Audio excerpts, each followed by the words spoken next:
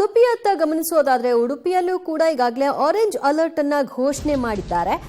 ಬನ್ನಂಜೆ ಮೂಡನಿಡಂಬೂರು ವ್ಯಾಪ್ತಿಯಲ್ಲಿ ನೆರೆ ಸೃಷ್ಟಿಯಾಗಿದೆ. ತಗ್ಗು ಪ್ರದೇಶದ ರಸ್ತೆಗಳಲ್ಲಿ ಭಾರೀ ಪ್ರಮಾಣದ ನೀರು ಶೇಖರಣೆ ಆಗ್ತಾ ಇದೆ. ರಸ್ತೆಯಲ್ಲಿ ನೀರು ತುಂಬಿಕೊಂಡು ಸಂಪರ್ಕ ಕೂಡ ಕಡಿತವಾಗಿದೆ.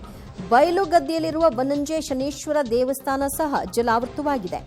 ಬನ್ನಂಜೆ ಮೂಡನಿಡಂಬೂರು ವ್ಯಾಪ್ತಿಯಲ್ಲಿ ನೆರೆಯ ಪರಿಸ್ಥಿತಿ. ಜನ ಹೊರಕ್ಕೆ ಹೋಗ್ಲಿಕ್ಕಾಗ್ತಾ ಇಲ್ಲ, ಒಂದು ಕಡೆಯಿಂದ ಇನ್ನೊಂದು ಕಡೆಗೆ ಸ್ಥಳಾಂತರ ಆಗ್ಲಿಕ್ಕಾಗ್ತಾ ಇಲ್ಲ.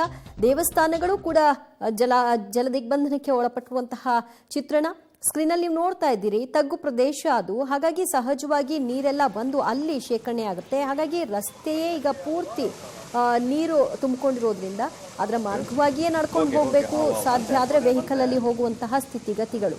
ಇದು ಸದ್ಯ ಉಡುಪಿ ಜಿಲ್ಲೆಯಲ್ಲಿ ಆರೆಂಜ್ ಅಲರ್ಟ್ ಇರುವಂತಹ ಸಂದರ್ಭದಲ್ಲಿ ಕಂಡು ಬರ್ತಾ ಇರುವಂತಹ ದೃಶ್ಯ. ಕರಾವಳಿ ಜಿಲ್ಲೆ ಉಡುಪಿಯ ಬೇರೆ ಬೇರೆ ಮಳೆಯ ಚಿತ್ರಗಳನ್ನು ನೋಡ್ತಾ ಇದ್ದೇವೆ ನಾವು. ಮಠದ ಬೆಟ್ಟು ಪರಿಸರ, ಅದರ ಜೊತೆಗೆ ಬನ್ನಂಜೆ ಶನೀಶ್ವರ ದೇವಸ್ಥಾನಕ್ಕೆ ಸಂಬಂಧಪಟ್ಟ ಹಾಗೆ ನಾವು ನೋಡ್ತಾ ಇದ್ದೇವೆ. ಇದು ಬನ್ನಂಜೆ ಶನೀಶ್ವರ ದೇವಸ್ಥಾನಕ್ಕೆ ಹೋಗುವಂಥ ದಾರಿ.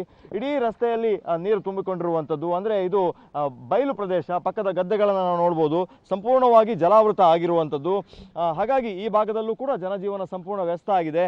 ಇಲ್ಲೂ ಕೂಡ ಯಾರು ಕೂಡ ಇಲ್ಲಿ ಶಾಲೆಗೆ ಹೋಗಲಿಲ್ಲ ವಿದ್ಯಾರ್ಥಿಗಳು. ನಾವು ನೋಡ್ಬೋದು ದೃಶ್ಯಗಳಲ್ಲಿ ಇಲ್ಲಿನ ಕಾರ್ಮಿಕರುಗಳು ಅತಿ ಹೆಚ್ಚಿನ ಸಂಖ್ಯೆಯಲ್ಲಿ ಇಲ್ಲಿ ಇರ್ತಾರೆ. ಇಲ್ಲಿ ಇದ್ಕೊಂಡು ಕೆಲಸಕ್ಕೆ ಹೋಗುವಂಥದ್ದು ನೋಡ್ಬೋದು. ಇಡೀ ರಸ್ತೆಯಲ್ಲಿ ನೀರು ತುಂಬಿಕೊಂಡಿರುವಂಥದ್ದು. ಅಂದರೆ ದ್ವಿಚಕ್ರ ವಾಹನಗಳಿಗೂ ಕೂಡ ಓಡಾಟಕ್ಕೆ ಬಹಳಷ್ಟು ಕಷ್ಟ ಆಗುವಂತಹ ಪರಿಸ್ಥಿತಿ ನಿರ್ಮಾಣ ಆಗಿದೆ. ಒಬ್ಬರು ಮಹಿಳೆ ಈ ಭಾಗದಿಂದ ಹೋಗ್ತಾ ಇರುವಂತಹ ದೃಶ್ಯಗಳು. ಯಾವಾಗ ಮಳೆ ಸುರಿತು, ಎಷ್ಟು ಬಂತು ಅಂತ? ರಾತ್ರಿ ಇಡೀ ಮಳೆ ಬಂತಾ? ರಾತ್ರಿ ಇಡಿಯಿಂದ ಬೆಳಗ್ಗೆವರೆಗೂ ಬಂದಿದೆ. ನಿನ್ನೆ ಸಾಯಂಕಾಲ, ನಿನ್ನೆ ರಾತ್ರಿ 8 ಗಂಟೆ ಬಿಟ್ಟಿದೆ. ಬೆಳಗ್ಗೆಯಿಂದ ಸ್ಟಾರ್ಟ್. ಮೊನ್ನೆ ರಾತ್ರಿ 3 ಗಂಟೆಯಿಂದ ನಿನ್ನೆ ರಾತ್ರಿ 8 ಗಂಟೆವರೆಗೂ. ಕೆಲಸಕ್ಕೆ ಹೋಗಿಲ್ವಾ ಯಾರು ಈ ಭಾಗದಲ್ಲಿ? ಇವತ್ತು ಹೋಗಿಲ್ಲ. ಫುಲ್ ಮಳೆ ಎಲ್ಲ ಕೆಲಸ ರಜೆ ಮಾಡಿದೀವಿ ಇವತ್ತು ಎಲ್ಲ ರಜೆ.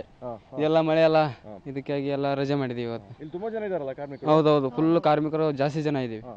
ಫುಲ್ ಮಳೆ ಅಲ್ಲ.